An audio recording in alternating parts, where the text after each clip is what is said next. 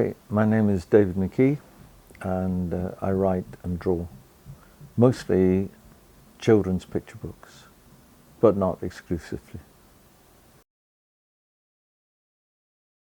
If you want to write and illustrate your own books, do it.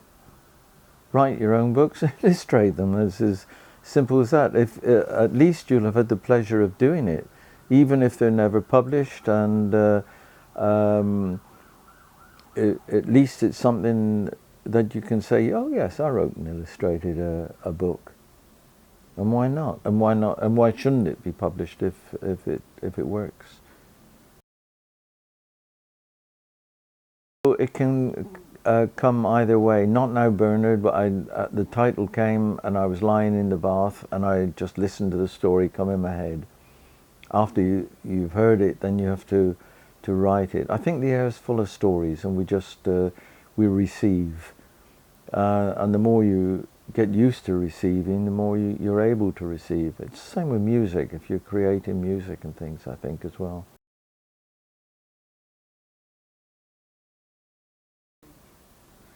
When does anybody start writing and drawing? They start at school, and when they're very young.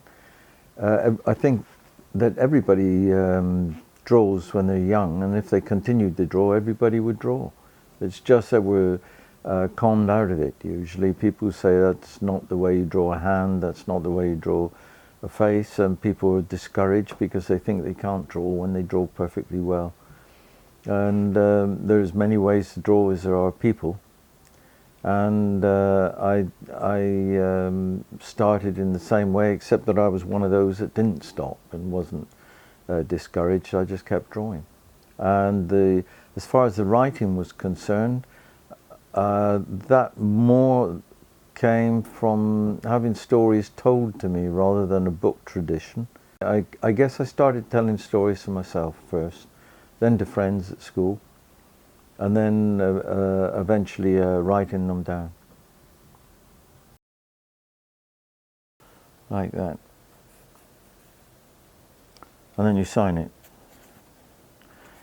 And you have to sign it so as nobody else gets accused of doing it. And of course, what you really need, especially in these grey days, is a nice piece of sunshine. And because it's Elmer, there's another thing you need. A little bird. Riding for free. And perhaps a friend.